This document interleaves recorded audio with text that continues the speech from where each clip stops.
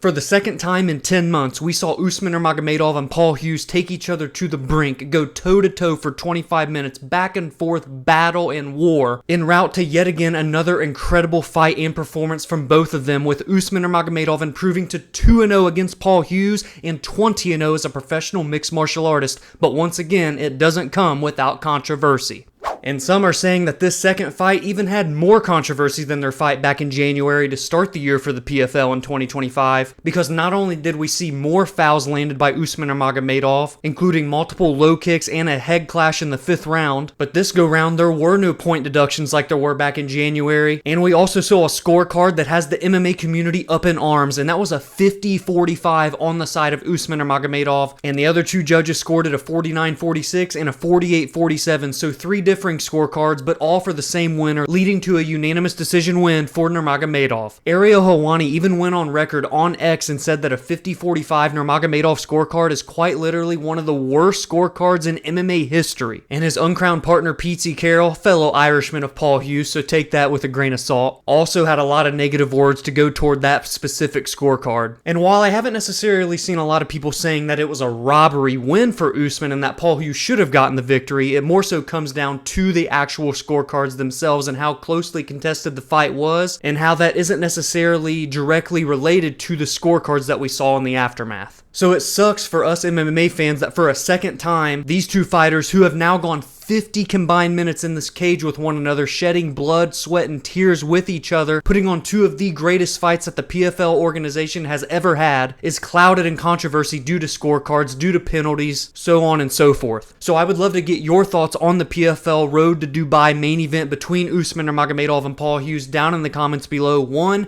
how did you score the fight yourself? Did you side with Usman? Or did you actually think that Paul Hughes did enough to get the nod on 3 out of 5 scorecards? And also be sure to let me know what your thoughts are on the official judges scorecard, specifically that 50-45 scorecard that was given out by Judge Brian Miner. And do you think that this fight and the results of it line us up for a potential trilogy bout, even though Usman is now 2-0 against Paul Hughes? I don't necessarily want to see them run it back immediately. I would like to see Usman fight someone else, considering both of his fights in 2025 have been against Paul Hughes. And of course, Paul Hughes did have a fight sandwiched in between the 2 Nurmagomedov fights, and that was a knockout victory back in the summertime. And I figure that if he can go on to fight one more fighter and get another convincing victory, he'll be right back in the driver's seat to put himself up there against Usman again. But in the meantime, I would like to see Usman take on the undefeated Archie Kogan, who also competed on this very same card on the very same night and got a unanimous decision victory to improve to 13-0 as a professional. And he did so by defeating the 11-1 at the time JJ Wilson and ending his 3-fight win streak. And Archie Kogan, now at 30 years old, right in his prime, entering his prime even, dare I say, having finished 6 of his 13 victories with 5 knockouts, and of course has 7 decisions, and has really polished up his striking skill set to coincide with his grappling and wrestling that he was known for early on in his career. And back in June, when he got a decision win over Mansour Barnaoui, you could have argued that he was already the #1 contender, but the PFL decided to run the rematch between Usman and Paul Hughes instead.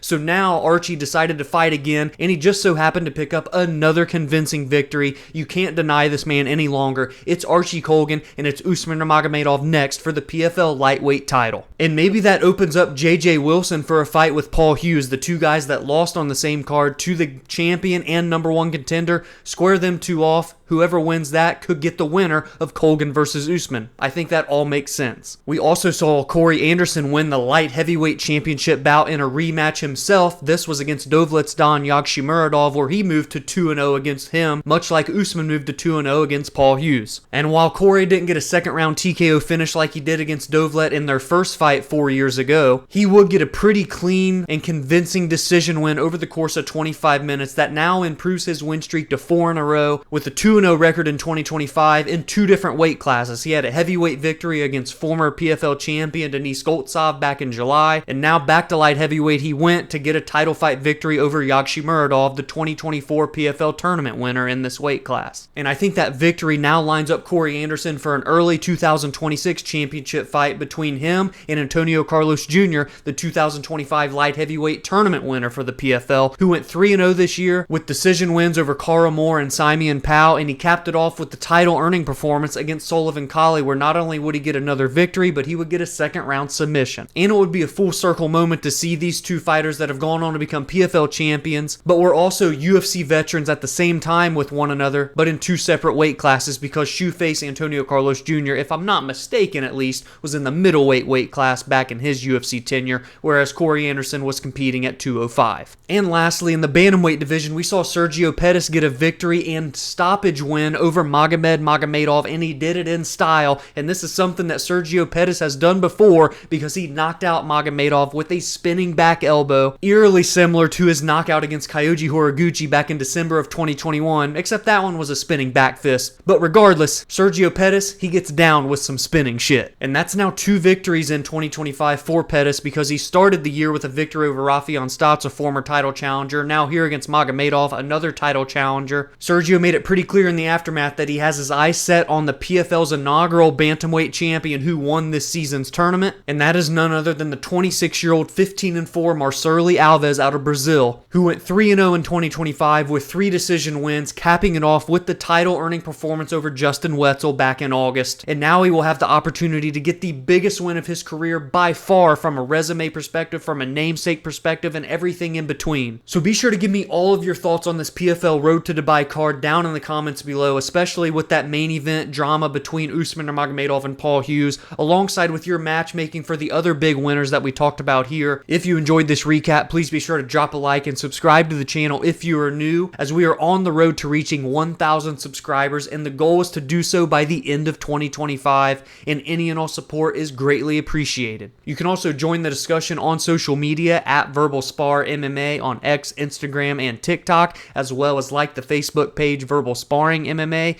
and you can follow on your favorite audio listening platforms such as Spotify and Apple, where every Monday and Friday podcast episodes release there. Have a great week, and I will see you all in the next video.